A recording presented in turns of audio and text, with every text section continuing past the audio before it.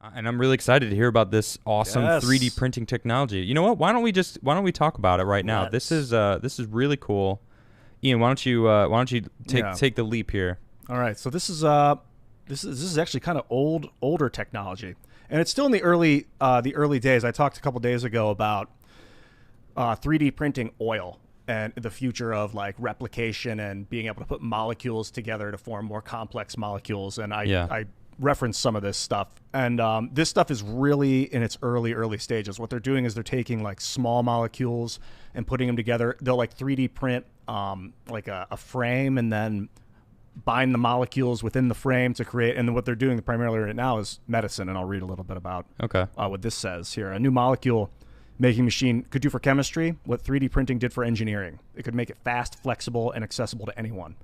Chemists at the University of Illinois, led by chemistry professor and medical doctor Martin D. Burke, built a machine to assemble complex small molecules at the click of a mouse.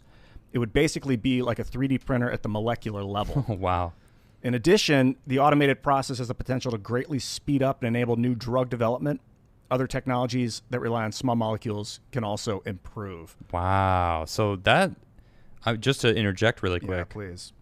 That's amazing. That's pretty huge. Yeah. So I was a Star Trek fan. Did you watch Star Trek? Oh, yeah. Star Trek's amazing, Next right? Generation. I mean, That's my favorite. what is a replicator?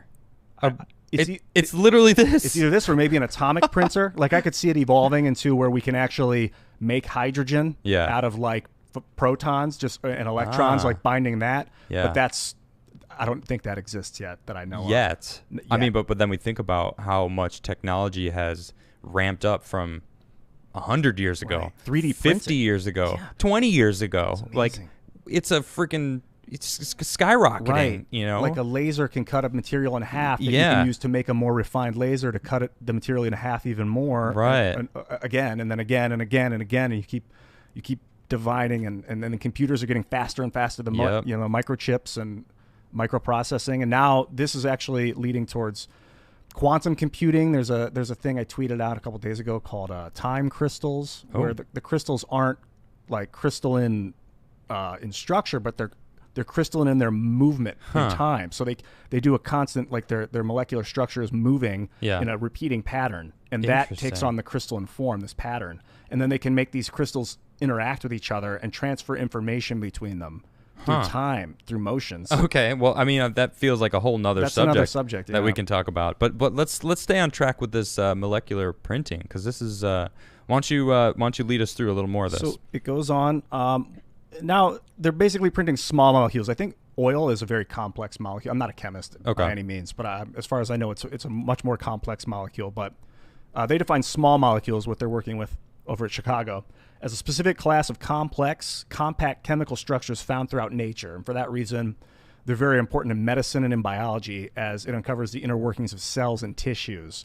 And as you know, they can 3D print hearts and lungs. They've been Yeah. I don't know much about it, but I have found out that they have printed organs. It's pretty cool. Yeah, most medications, it goes on to say, available now are small molecules. Small molecules also are key elements in technologies like solar cells and LEDs. However, small molecules are notoriously difficult to make in a lab. Traditionally, an experienced chemist spends years figuring out how to make each one before its function can even be explored. And such a slowdown hinders the development of small molecules-based medications and technologies. Then Burke says that up to now the bottleneck's been the synthesis. So this is an evolution of the synthesis of the molecules. Okay. Being able to do it on the fly, being able for like I could download and tell my printer to make it here, so they wouldn't have to make it at the lab and send it to me. You can. This is like helps with designer drugs and things. Interesting. Have you seen what is that? It's that new show on Netflix, Altered Carbon. Well, it's not new. A little bit. It's a little bit. Yeah. Well, they basically have a 3D printer that can print human bodies. Oh yeah. And it's I mean, you think about the future of 3D printing. I mean, you can print print organs. So what's next after that? You know, I mean, now that we're complex molecules, like you said, like they might be printing oil, like an arm. If someone loses an arm and they can reprint your arm. I mean, these are, I'm thinking, in the future. So and this also, hasn't happened yet, but not that I know of. Okay. Someone pointed out, I was like, oh yeah, you could make oil, because we're talking about using oil as a fuel, and I was like, you could 3D print the oil. Yeah. And someone said, it takes energy to make that, so it would be a net loss, and that's true. But what you would do is you would take like a localized power source, and then make the fuel, the oil, and then the oil is portable, so you could take it underground or you could take it out into space. Okay. Interesting. So what's this one here? This article. This article comes from Nottingham. This is from 2018. These articles are a couple of years old, and this talks about 3D printed. What is this? Let's see. New research proves that advanced materials containing molecules that switch states in response to environmental stimuli, such as light, can be fabricated using 3D printing. So what this does is they'll take a molecule that can turn blue in sunlight, and then they'll with a 3D printer print it into and attach it to another molecule and combine them so that you can make like, I mean, I'm just thinking outside the box, but like a wall that would turn blue in the sunlight. But you can combine, and they said that this has some intense applications for quantum computing, as well as healthcare and electronics too, because it doesn't have to be light, doesn't have to be the stimuli. You could make it sound, I would imagine, or heat. Wow. I can go on. I can read a little bit about this. This is it says this bottom-up approach to device fabrication will push the boundaries of additive manufacturing like never before. Using a unique integrated design approach, we've demonstrated functional synergy between photochromic molecules and polymers in a fully 3D printed device. Wow. As I said, photochromic would be a molecule that is... What a great word. Yeah, I love it. I was like, I had to read it twice earlier. Yeah. I like it. The approach expands the toolbox of advanced materials available to engineers developing devices for real-world problems. That's awesome. Yeah. This is really cool. So what they were doing was they would irradiate the material and make it go colorless to blue. Yeah. And then expose it to oxygen, and then it can go back to normal. And then but the fact that they can combine these molecules with other molecules, like what tailor-made research is just incredible.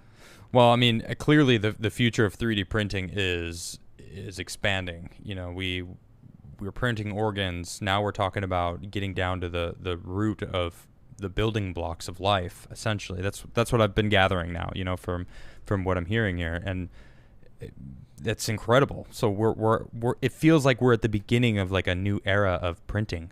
We can print almost anything if they scale this up. Right now, it seems like it's just small little things, and once it all comes together, once it becomes bigger, and we figure out how to have a power source and what I'm looking for, like a material to use, because you can't just print with no paper and no ink, So what are we actually using to? I mean, could we use graphene?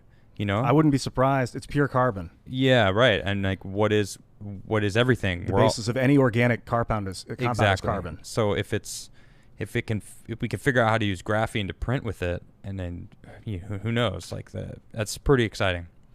So that's awesome. I'm really excited about that. 3D printing is definitely the future.